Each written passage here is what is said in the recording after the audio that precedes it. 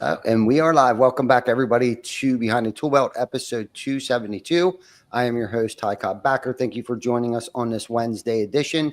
Today, we have another special guest. Stay tuned. We will be back after our short intro from our sponsors.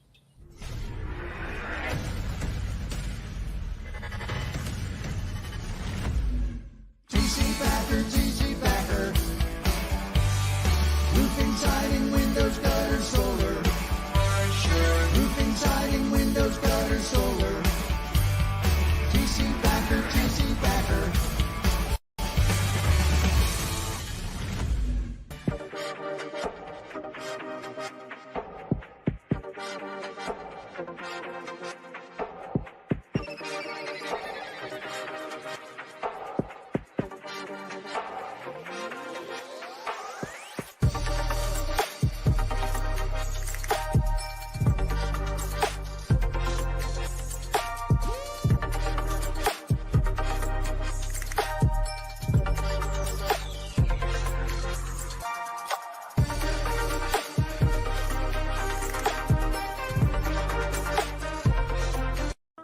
Is your lead flow down? Whether you're a company owner, office staff, salesperson, or installer, you're a roofing rock star.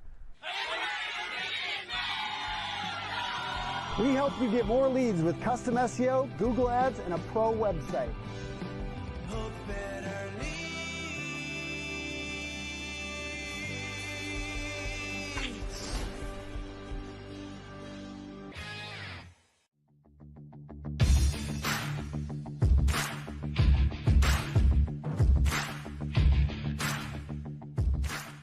Welcome to Behind the ToolBelt, where the stories are bold, the conversations are real, and the insights come to you live, raw, and uncut.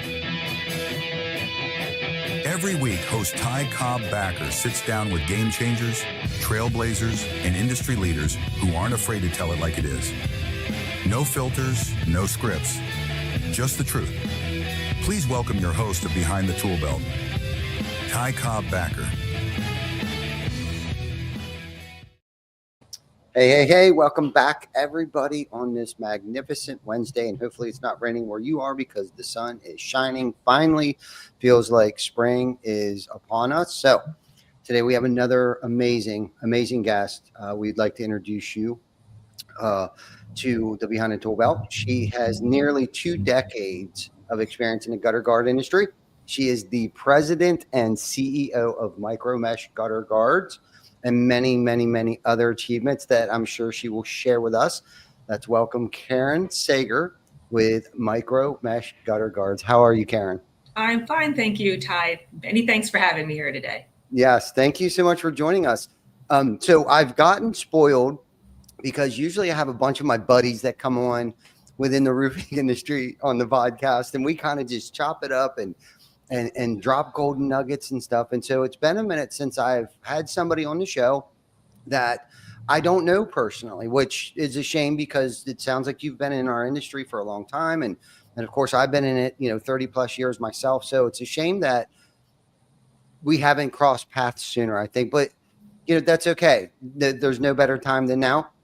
And, I think it's, with the research that Vic has helped me dig up on you, it seems like you have achieved a lot of amazing things, and I admire you. And I'm going to explain to you why I admire you, because a lot of people are on social media today and they're all over the place and they're showing these glam shots and how big I am and all of these things. But I feel like you've kind of moved in silence. You've created this empire, this gutter guard MicroMesh that, just so you know, we've used MicroMesh for a long time. Surgically, the surgically metal, steel that is on top of it. I love it. That was one of our biggest selling features, was the surgically, metal, stainless steel metal that is on top of it, that it won't rust and all that good stuff. But you have accomplished so much, and I know so little about you, and I don't know, maybe just the circles that I run in and the circles that you run in. There's not a lot that I know about you outside of, a few little bullet points that we've been able to dig up on you. So with having said all of that, on your entrepreneurial journey, transitioning from banker into the gutter space. Like let's talk about that. Like what that was like, that transition, how you got here, and what it's like now. So I was actually supposed to be a stay-at-home mom for a little bit. I had my second son.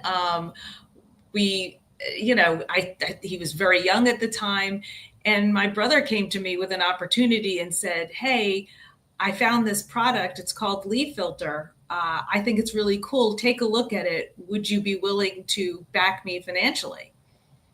And I said, okay. It looked different. It looked really different. He was a kid at our house when I was young, who my mom sent up to climb the ladders and clean out the gutters. And so and then he bought a house where he was under a lot of trees. I lived in a house where we had 12 old oak trees over the house. So, right now is the season where the oak trees start to bud, and oak trees are tremendously dirty because they dump stuff 4 times at least in the spring. So I was like, well, this is cool. I could use it. I see a lot of people could use it, and sure, I'll back you. So from there, suddenly is like, well, could you do this for me? Could you do that for me? And again, I had young kids, but I could manage some of that. So I started doing that and just got more and more involved, and, move ahead many, many years. We left Leaf Filter pretty fast because of the issues we were having with the product at the time. And we moved to Master Shield, which was Alex Higginbotham's, the inventor of Leaf Filter, the original inventor of Leaf Filter.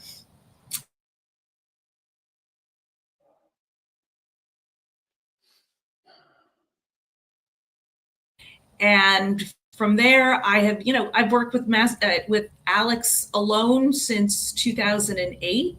He's subsequently retired. I bought the company from him, and now I'm the one that's adding patents to our portfolio because we found things that we can, I found things that we can just do differently and better than, and a way to separate ourselves from everybody else that can call themselves a MicroMesh too. So Yeah, that's kind of the long and the short of it. And yeah, I'm not somebody that is not, I'll put myself out there when I have to, but I've not really been crazy in the public. yeah, no, that's for sure. That's for sure. And I admire that about you so much. I thought that, sometimes I was actually asked this question, because we don't put a lot of stuff. Yes, I do a podcast every week. But we achieve a lot with our local community and throughout the roofing industry, and we don't promote a lot of that stuff. And somebody asked me one time, are you being humble or are you hiding? And I couldn't answer that question right away. I had to really think about it, because what I discovered about it is, so our team, it's not even me anymore. It's a we thing. Okay. So what I discovered about that is how selfish and self-centered was that of me by not promoting our team's accomplishments, whether it's celebrating with them on social media or hosting an event in the celebration of the achievements and things like that. So I've gotten better, because I'm not that guy that wants to, just throw everything out there on social media. Hey, look at me, the Lambo. I don't even own a Lamborghini, but I've never been one of those guys to say, hey, look at me. And of course, Vic, tries to promote the stuff that we do as best as we can, but as humbly as we possibly can too, because, I guess it's that fear of, God, what if we fail, or what if we make a fool of ourselves? But anyhow, I admire you so much for all the amazing, things that you have done. And, it's funny because I was thinking to myself, one of the questions I ask a lot of people is one is work-life balance and things like that. But I think before we dive into that, because obviously you're a mother and I'm sure you're a fantastic and amazing mother, but when you had that transition or that decision that you had to make, okay, I'm a stay-at-home mom and now transitioning over to wearing the CEO hat, how did you do that? Did you have to educate yourself? Did you have to get a coach? Did you have to get a mentor? And because there's a paradigm shift that has to happen, right? Not that it's much different than managing a household than managing a business at times, because it is an adult daycare center. But how did you do that? And what did you have to do to make that transition? Well, I came from corporate banking, so I was in a structured world for just a little bit shy of me deciding to become a stay-at-home mom. So that I was used to a very structured lifestyle. And so from that perspective, it wasn't even about managing a household. It was like, I thrive in this world. I thrive in a world where day to day is not the same. And so when you say, did you have to educate yourself? Heck yeah. Suddenly, I came from analyzing financial statements to going, we need a marketing campaign. Okay. And oh my gosh, every time we hire somebody to do something, they make four out of 10 changes we ask them to make. If you did that in the banking world, pack yourself up and walk out the door, because that would, you wouldn't last very long if you made that many, you took shortcuts and you didn't make that many changes. So I came in with just a fantastic background that just I could apply anywhere. And then it was like, I'm just a naturally curious person. So, when people would say, you can't do that, I would be like, well, why not? Right. So, you can't, you can only sell a gutter guard to a gutter company. Well, why? You can't pitch a gutter guard like a roof line. Well, why not? And, our big thing now, which is copper in our stainless steel filter to kill moss lichen and algae. I went to the people that weave MicroMesh cloth and I said, I want this. And they're like, no, you can't do that. And again, another, why not? And sure enough, close to, I think we got our first sample about 10 years ago and we put it in the field 10 years ago. And now look at us, it's going into more and more of our stuff. And we just got another patent on it. I guess I found out just yesterday that I'm getting another patent on that technology. So if you ask me, did I think I was going to wind up patenting? No, I would say no, that was Alex's thing. And then, there's just been ways to just constantly say, why not? So for me, it's more of a mission of what I'm trying to accomplish, because I came from a world of risk and my husband's still in the risk analysis world. And if we can't sleep at night because we've taken on too much risk, I wouldn't be doing this. So it's like, okay, what can I do to reduce risk? How can I make it better? One better. So it's more about having that sort of philosophy of a mission of making of changes that actually make a difference. That is more my driving factor. And along the way, self-teaching, book teaching, moving into coaching. Coaching was okay. I actually wound up finding a mastermind group that I really, really like. And it's broad. So going, something that you said before about, putting yourself out there. Well, how do you scale when it's you? That was a big thing that I kind of got a handle on early on. It's got to be, whenever I've looked at a business, even as a banker, it was looking at it as an individual. You've created an entity. Call them a person, for lack of a better term, but they need to be nourished and treated right and respected and all those same things to become what they can become. And so ours is more mission than let's go out there and grow for growth's sakes and hope that we don't get a lot of people calling us. Because gosh, when you're sitting at a baseball game on a Friday night and the phone rings because it rained yesterday and you wind up with another homeowner calling to say, my gutter guard's failing and it's your fault. I mean, that was the call we never wanted to get. So. Of course. I think that's every entrepreneur's nightmare is getting that call, especially over the weekend or on a Sunday or Monday morning, following up with all those emails and stuff like that. So no, I get that. So from what I'm gathering is that, so your banking background has helped you in many ways becoming an entrepreneur and traveling down that. So what ways do you think, because I know that's something that, at least for me, I didn't have a banking background or an accounting background or even a business degree, right? I just, decided roofing kind of just found me, and here we are today. So how do you think, but from coming from the financial world, how do you think you've applied that, and how do you think that has helped you in so many ways over the years in your business today? Let me say I've used it in different ways at different times. So first of all, it was just coming out of a corporate job where you saw how companies held themselves, right? It was a level of professionalism that was starting at the lowest position as just an analyst and moving up to a vice president. How you're supposed to present yourself in a situation. It taught me negotiating. It taught me, how to read legal documents and then how to read financial statements. On the financial statement side, it just meant that everything I looked at, I knew how to look at from, gross profit, EBITDA, all the things to keep a company profitable. And I would say most recently, I want to say about 3 years ago now, it actually wound up changing my whole marketing approach, because I focused on the fact that a lot of roofers and remodelers struggle. They went through the boom years of COVID. They made a lot of revenue, but did that revenue actually turn into profit, pocketable income for you as the entrepreneur? Because you got to pay everybody else along the way. Did you price everything right so that you were actually making a decent living?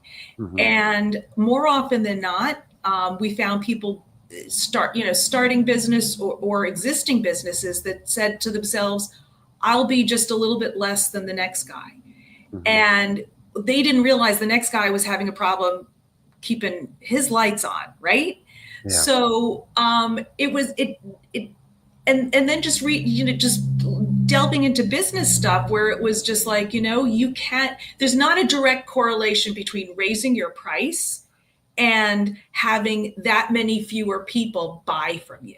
That was a big aha moment for me. You mean we can raise our price by X% and it doesn't mean X% less will buy? Yeah, that's just the facts. Just do a good job and offer a better service than anybody else. And it should correlate direct. It shouldn't change anything.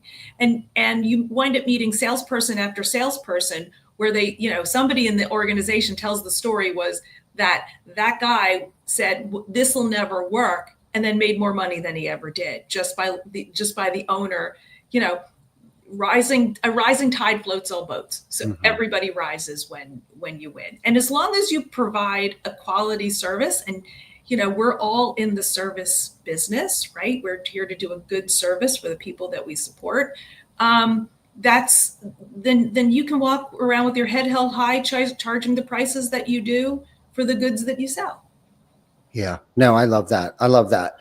We recently had, so our team promotes, TC Backer a lot on social media, and we do a lot of local ads and campaigns and things like that, because that's where you market today, right? That's where you put yourself, your presence, and in hopes people call you or at least get, some touch points and bring brand awareness. So there was a local group. And this was one of my fears, why we hesitated, I think, for so long to put ourselves out on social media is somebody had recommended us in a Facebook group. And I saw, I guess the post was, I'm looking for an affordable roofer. And two people, so somebody from our team put our name in there, TC Backer, and one of our local worthy rivals had mentioned they said that they had said an affordable roofer, meaning that we're not, affordable, right? So, because they don't understand, and it actually was somebody that had worked for us about 2 years ago that decided to go out on their own. And of course, right away, I want to fire back, and because they don't understand value, and they don't understand their worth, and they're not. And I started thinking they're not going to stay sustainable for longevity, and like they don't, and that's the thing. I used to, not charge enough to. I think we all go through that. I think in the early stages that we think everybody wants to go with somebody cheap. And it's not always about that. It's not, it's what it's costing you today. Are you going to be able to afford it later when it costs you even more money because you had somebody come out that didn't do a very good job? And really, at the end of the day, that's what it's about. So pay for, in a roofing and gutters and a good product. That stuff's not cheap. It's not cheap. Stainless steel, for MicroMesh, that's not cheap. But what you're paying for is the value and how long it's going to last. It's like the last time you're ever going to have to buy gutter guards. So, and if you can articulate that message well enough to a homeowner, like, yes, I know we're a little more expensive, but let me show you apples to oranges here. Like, this product here won't last as long. Transferable warranties, whatever the case might be. But there's so many contractors out there today, and why I'm touching on this is because of the experience that you had prior to coming into the space that you're in now. So many of us lack all of those experiences, whether it's reading legal documentations, whether it's the art of negotiation, whether it's just, running a business where it's just more than being on a roof all day long. And that's where I came from. I came from the labor side, the production side of things, into the actual business CEO position of our company. I'm a first generation roofing contractor. So it has taken me, and this is one of the unfair advantages that you have had, is coming from where you came from by knowing how to read P&Ls, EBITDA. A lot of people don't even know what EBITDA is, more so today because of private equity being in our space. But 3-4 years ago, nobody knew what EBITDA was, prior to PE coming into our space. But so what would you recommend for a company that's been in business? Because unfortunately, 80% of us roofing contractors go out of business in the first 4 years because of what you're talking about. Okay. So what would you recommend for somebody getting or thinking about getting into our space? Like, what would be the first things that they should do and educate themselves, and what tools should they have? Gosh, well, a financial statement is an easy thing, or just a way of just modeling. Let's call it a simple model. Like, so you have to start with understanding your costs and then putting the appropriate value on top of that. So you really want to make sure your gross profit is the number that you're starting with. It's not the be all and end all, but if you don't get your pricing right vis-a-vis your gross profit, which is, it's just your, what you're going to charge minus your material costs, your labor costs, and in a lot of times in our industry, you'll put in your commission in there, because those are the big 3 expenses. So that number has to be a sustainable number. And I can't tell you how often when I talk to roofers and I ask them what that is, it's like 25% or less there. Mm-hmm. And,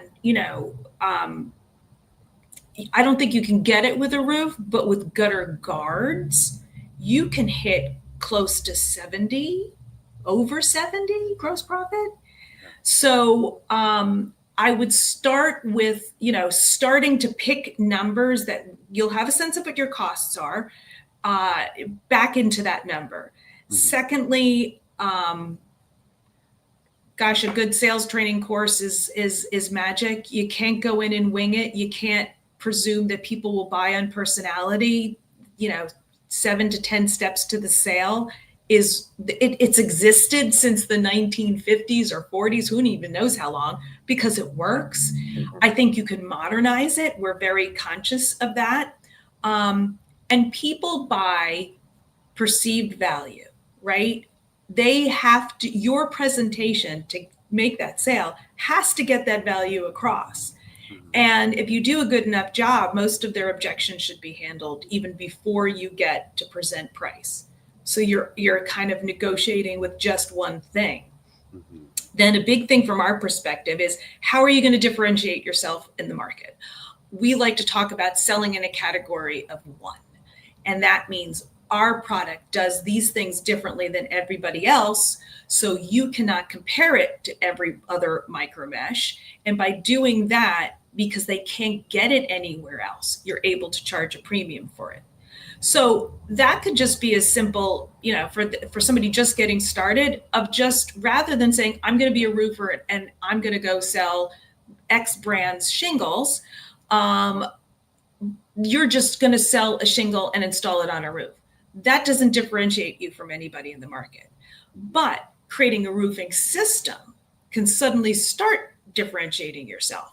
That could be the type of ridge vent that you choose to use. It could be how you flash. It could be that you add a gutter guard to be part of that roofing system, so that a roof starts at the ridge vent and goes all the way to the front lip of the gutter.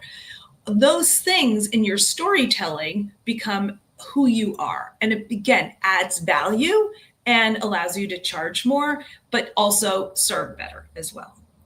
So I'm trying to, and then from there, my last piece would be, start putting in systems early, so often and early, right? Because private equity won't talk to you if you are still, it's still very apparent that you as the owner are still working in the business rather than on the business. If you can't step out, and shame on me, I'm not perfectly there. I'm not there yet. I'm working my way up that food chain. But I know that for a fact. They will, if they talk to you, they want to see a business that's completely systematized. So start creating your workflows and your standard operating procedures as fast as you can. It makes training people on a process so much easier. And then as you get bigger, you're refining that, but that's definitely, then you start to rely on who, not how. You move out of the who, which is you a lot of the times as you're getting started, into the how. How are we going to get this done? So good. I think I said that backwards, though. I apologize. Yeah. You want to put a who in and stop learning the hows. That's what I meant to say. Excuse me. Absolutely. Yeah. It's not how am I going to do this? It's who am I going to get to do this for me? Yes. Right. Yeah. I've been on that mission for probably 10 years and still haven't perfected it yet myself either. I still tend to get in the weeds on a lot of things. That's so funny you say that. But, getting back to, the P&L, and this is kind of how I broke it out. And I loved how you mentioned, the gross profit, because I think a lot of people run their business off of gross profit. Yes, it is very important, and you need to know what it is that you're shooting for in order to allow enough money up there in the gross profit to have your overhead eat away at that, right? And still have enough net profit, right? Because that's really where the real flex is, because everybody's so worried about revenue, like how much revenue. But the way that I've broke it out into layman's terms for myself is it really starts with every proposal that you send out, because just like you had mentioned, in your proposal should be your labor cost, should be your material cost, should be salesperson's commission cost, right?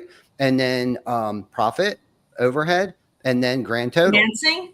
Yeah. If you're putting financing on? Yeah, exactly. So really, on a micro scale, no pun intended, on a micro scale, that's how you come up with your gross profit. So if I'm bidding work with a 20% net profit per job, that translates into my gross profit for the company. You know what I mean? But if I'm saying to all my salespeople, like, look, we have to have a 50% profit on each job, okay, then that's going to translate into a 50% gross profit on my P&L. Correct me if I'm wrong. You are 100% correct. Yeah. So that's how I've tried to break it out and explain it to the rest of the team as I'm trying to pass the torch to somebody. Like, look, if you're bidding stuff, whether it's a commercial project, if it's Section 8, whatever projects, it could be retail, it could be storm, could be new construction.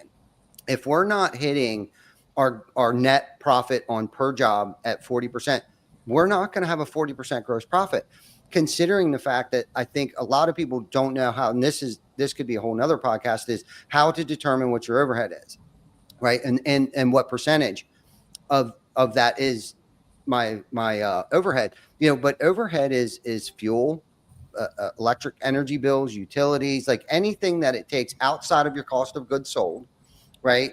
Anything below that, the gray area, right? I call that the gray area down there. All these things that just chew up that gross profit. That's everything from health insurances to new computers, everything. And that, all of that, just marketing, right? Like what marketing, or the truck that suddenly needs a new transmission. Yes. You've got to plan for that, right? You need a slush fund to make sure that those things don't suddenly knock all your numbers off, right? Absolutely. And paying attention to the bottom line. So I think, for me, if I had to explain to anybody, like, first and foremost, figure out what your gross, what you're shooting for. And I think the national average for roofing contractor, it's not hard to find. Just Google it. It's somewhere between, I think, 35 and 50% gross profit, right? So I know that's kind of broad. So we try to stay somewhere between 40, 45. I'd like to see 50. But then that requires a whole lot of work of beating the shit out of, distribution, and then not paying a good wage to, your subcontractor or employees, or whatever the case might be. So there's a fine delicate there. But what it comes down to, like you had mentioned earlier, we can charge more and people will still go with us. Like that's a simple but not easy concept to implement, because I think a lot of us, especially early on, think that we're going to be awarded more jobs is because we're cheap. Well, I don't want to be known because we're cheap, right? And that's the thing. I think that's a moral question that you have to struggle or wrestle with yourself. Like, do I want to be known because I'm cheap, or do I want to be known because I provide value and I'm here to serve? And I love how you mentioned serve, because ultimately, at the end of the day, if our motives and our intentions are right, and we're doing this, right, because we're here to serve and protect homes and protect homeowners and their shelter, the most people's most valuable possession is their home, right? And that's why I love this industry so much, whether it's gutters, windows, siding, whatever.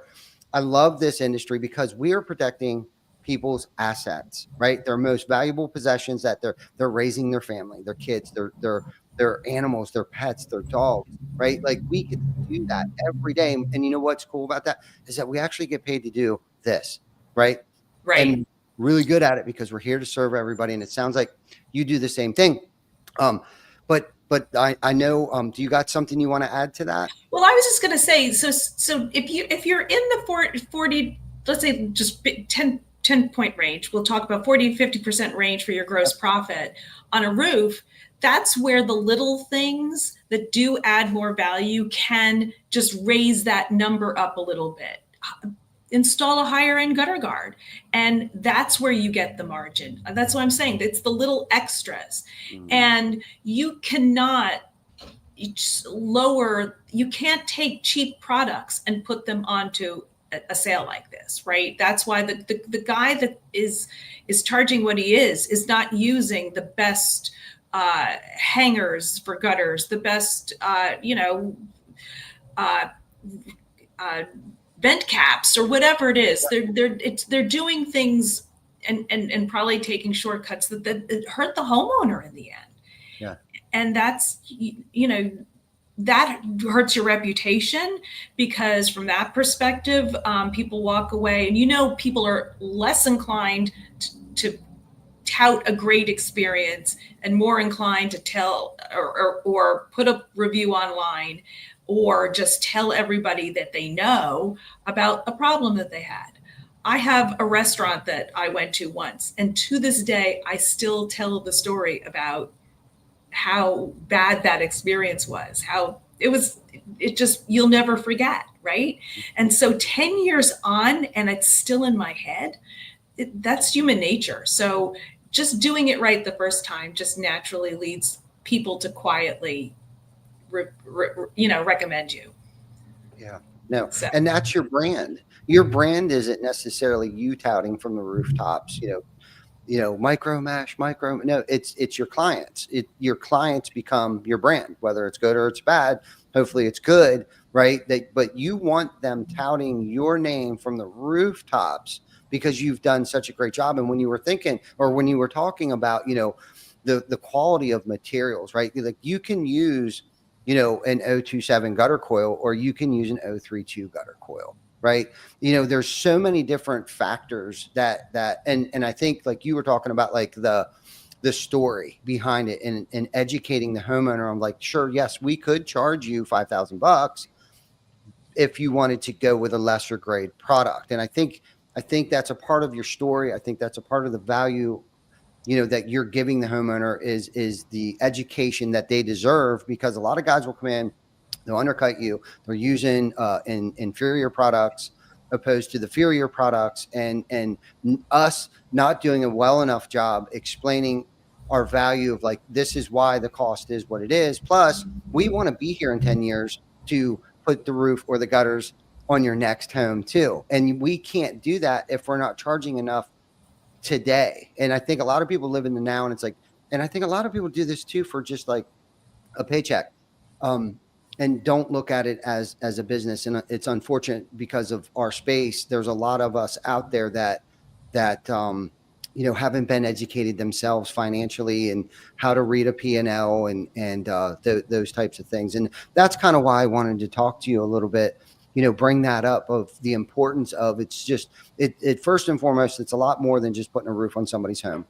Okay. It's about understanding your numbers. It's about providing value, and it's about being here and staying sustainable, and not just having an impact on homeowners' lives, but those that you bring into your organization, right? If you're not tracking enough, you can't give paid vacations. You can't have 401ks. You can't have, health insurance plans. People, you want to make it a career, right? For someone to come here, not just a job or a stepping stone. Like, you want people to come into your organization, if you take pride in this thing, and have families, buy the second and third minivan, to have the extra Harley Davidson in the garage, and all of the buy home. And for me, that's been one of my highlights of my career, is when, we had two people off around the same, I think it was around the same time frame, that were out on leave for pregnancy, like that. They trusted us enough, right, to create a family, to bring a human being into this world, because of the safety and the security that they felt at their place of employment, right? And Yes. we can't do these things, right, if we're not charging enough money. So if anyone's listening to this and they're struggling, like, oh man, I'm afraid to charge more money. Well, wouldn't the person that's helped you build this thing, or taking care of some things that you don't have quite time to do, wouldn't they like a raise someday? Wouldn't they like to be able to buy a home someday? Wouldn't they like to, go on vacation with their family and still get paid while they're on vacation, at least 40 hours while they're on vacation? So, these are all things that I take into consideration, because at first it was very, very uncomfortable for me to raise our prices. But when you start looking at it from a different perspective of serving, right, it totally changes everything. At least it did for me. The paradigm shift and the feeling that it gave me, of the confidence that it gave me, like, this is why we're doing this for you. You know what I mean? This hasn't been about me for a long time, but unless you want to add something else to that, I'd love to talk about your patent on your copper and explore that a little. I will very quickly add one thing to the equation. I think every business needs to figure out in this space, one, a reoccurring revenue stream, because that keeps you in front of that homeowner. And then two, I'm going to forget it now. Recurring revenue, and it's going to pop into my head in a second. Oh, dang. And a fast to cash product. Duh, that's what we do. So a gutter guard can be installed on a Monday. Sold on a Monday and installed on a Wednesday. No permits required. So having something in your business that is, again, naturally high margined, that can feed cash into your organization, rather than, the time delays on other things, or it's a way to use technicians to sell when there's downtime, sell and install when there's downtime. It's a way to cross-sell when your technicians sell. There's so many things you can do here to kind of think outside the box. And again, and then offer something to keep that roof in shape over time. There's a missed opportunity if you're not looking for a way to continue that service beyond just the initial transaction. Stop thinking transactionally and think about relationships, because that is something that isn't done much in this industry, that has a lot of value to any of your listeners here today. So I just wanted to add that. Yes, so good. I'm glad you did. That's so good. reoccurring revenue. I love it. I love it. That's definitely a good nugget, because I need to be more intentional about that myself. So I know someone's going to get something out of that. Thank you for sharing that. And I'm glad you remembered what the heck it was. So yes, the gutter. Okay. So at first the copper. Okay. You said that they said, the manufacturer that's making the mesh said that you couldn't go with copper. How did you overcome that? Like, what was the workaround for that? Or how did you convince them that you could put copper in the mesh? I just said, just do me a favor, humor me and try. Just make me a little, I'll pay for whatever it is you have to make. Before you say no, does it not go into the machine the same way? Is that the problem? They really didn't have an answer. And they basically came back to me and said, okay, we'll try. And they, first time it had ever been done before, and they did it, and we've never looked back. Then what we had to do was field test it. So it's a theory. Everybody knows that copper kills, all the roofing companies put copper granules in their roof to kill moss, lichen, and algae. Unfortunately, there's never enough of it in the roof by the time all that water flows down to the gutters. So I couldn't just rely on the fact of the roof was going to do enough to solve this problem at the gutters. And, you think about it, we're installing in places like the Pacific Northwest. We're installing in super humid places like Atlanta, where they get lots of pollen, lots of pine trees, and just, heavy humidity. Florida, Texas, these places, they either get gully washers, or they get, they're just in a situation where you just never know what you're going to be up against. So here was an opportunity to take some product, stick it in the Pacific Northwest. We field tested it in Seattle, and then we also field tested it in Atlanta. We left it there for years, 4 years to prove it. Nobody trusted that it was going to do what it was going to do. And every time people would go out and look, still working. The copper would clog, this would happen. None of the above. And eventually I said, this is just, we just got to stop testing and do. So we put it out there, and it's, it's changed the lives of people in the organization. It's changed the lives of companies that sell it. And that's just because it doesn't get callbacks from these things. People, we're humans. We can have issues with an install, and that's just natural. But everything we've promised that copper can do, it has done. And we're really proud of it. Plain simple. We're just really proud that it's there and it's part of the product. And I call it my sleep at night guarantee, but I offer it to everybody else too, because if I don't get the callbacks, nobody gets the callbacks. So. No, I love it. So explain to us, what, the theory is behind copper, and why, a shingle manufacturer would put copper granules in it. For those that may not understand why it's such a big deal that you came up with this idea of putting copper, in your gutter guard system. Well, copper is a natural antimicrobial.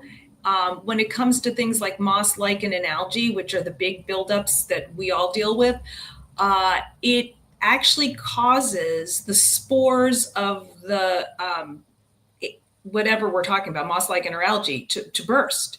So these little things that you can't see that are just in the air, that you just never know where it's going to wind up being a problem for you. It just once it hits the water and the copper together, it just causes the spores to burst, and then you don't get the buildup. Zinc strips are very common, but zinc gives out pretty fast when you think of the longevity of a roof.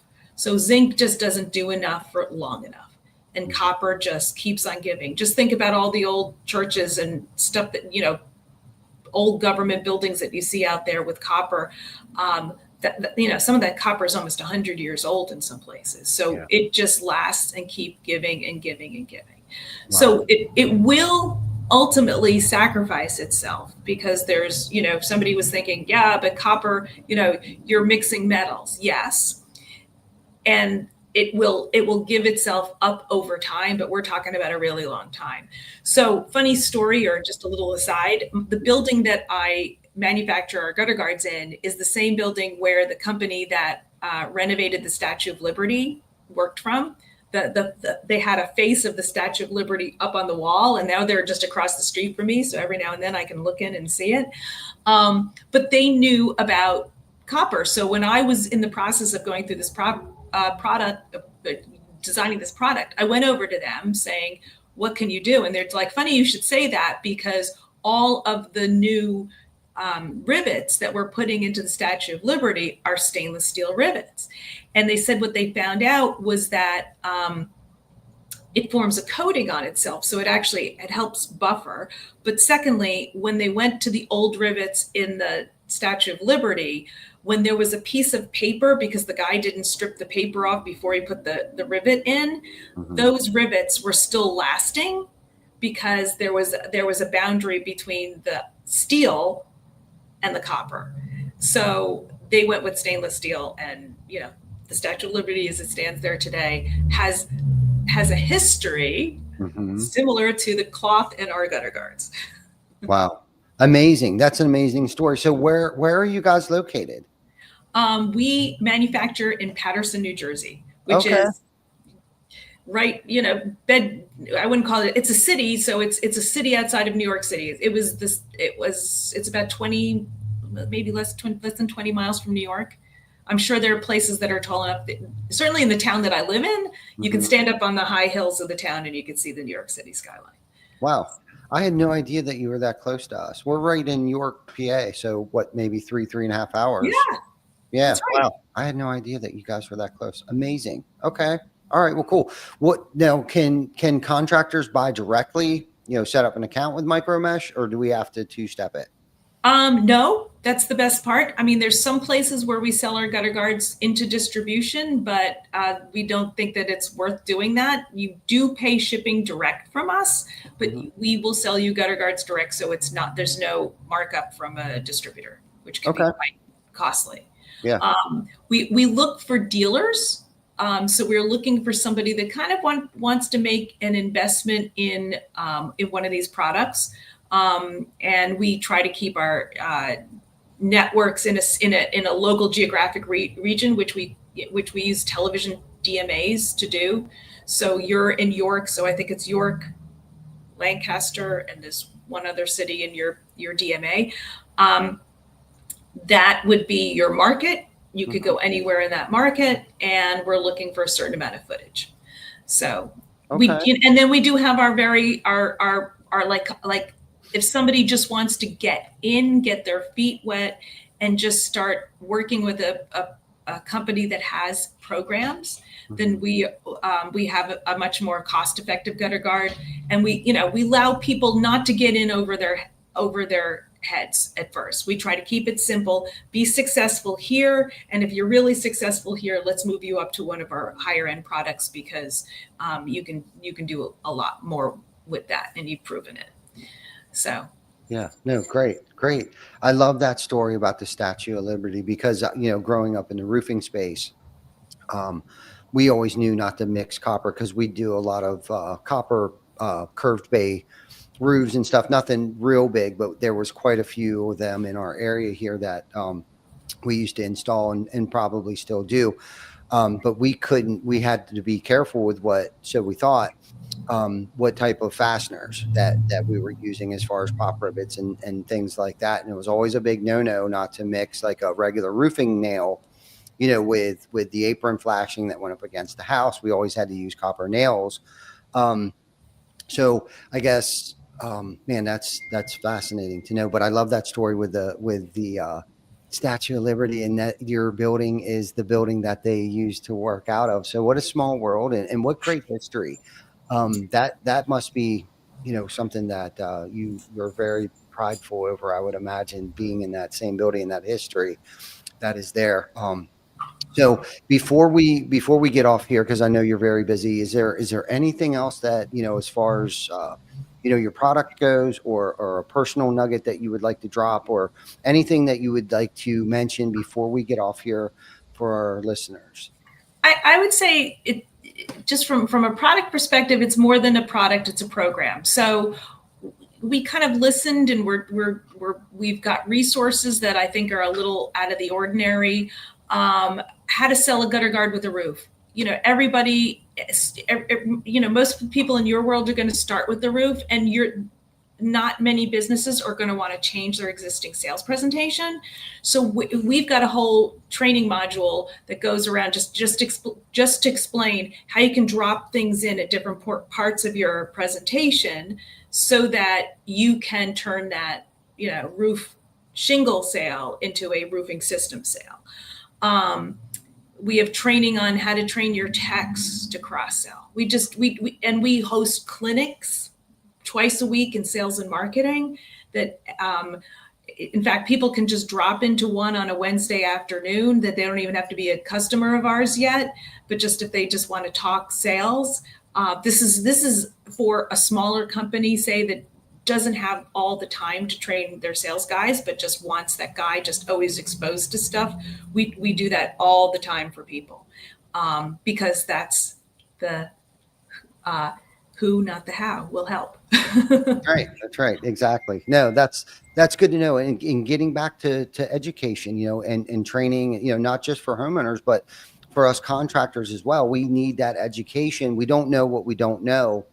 And I think that's great that you offer, that type of service, whether it be the module that people can watch, or the in-house or via Zoom training that you guys perform, because without that, that's a part of the story, right? Like that, when we get in there and add the value and why we think that you should have gutter guard, and us being educated to educate the homeowner on why it is so important for them to even have gutter guards, let alone why go with the MicroMesh product, because of the parts, the pieces, the warranties, and all of those things that go into that.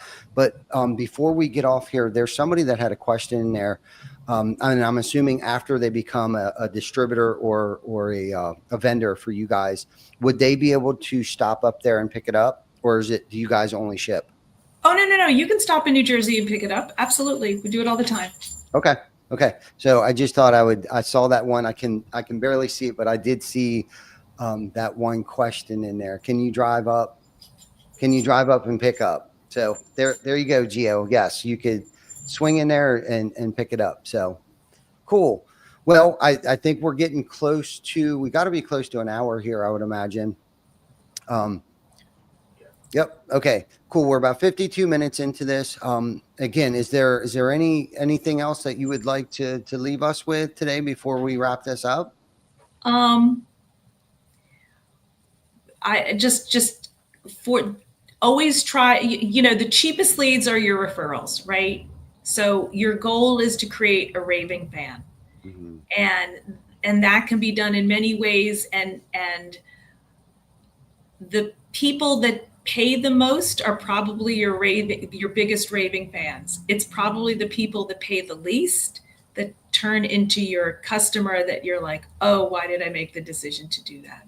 Mm-hmm. So keep that in mind, just as you choose the market, that you choose the locations you plan to work in, and how you present the products that you sell. I would also say in the current environment, we are seeing financing become something that, if you can access it, you should, because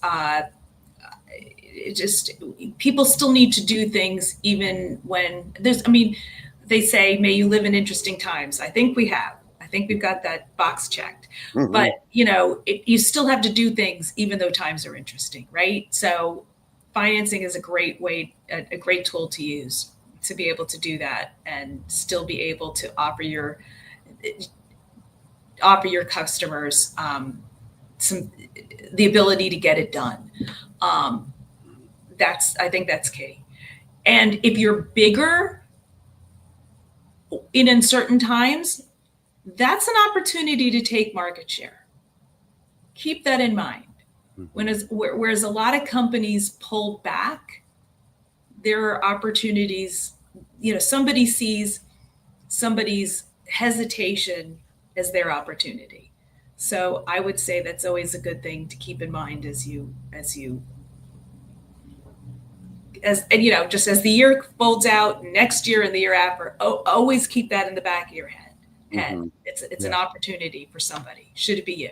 And the answer should be yeah. Absolutely. Absolutely. I couldn't agree more, especially on the financing piece, because again, that just kind of goes into the fold of serving, right? Like if they can't afford it, but maybe they could afford $50 a month, for 5 years or 10 years.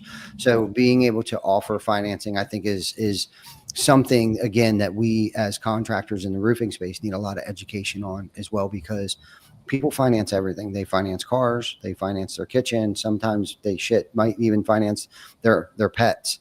You know what I mean? Heck, you go on Amazon. You just go on Amazon and they ask you, do you want to finance this? I'm like, I'm buying, this tiny little thing. Do I want to finance it? So absolutely. I agree. People buy payments. Mm-hmm. And if that payment helps them get to a better product or service, they see that as a win for them. They couldn't get there. They couldn't have gotten there any other way. I love that. You're absolutely right. No, I love that.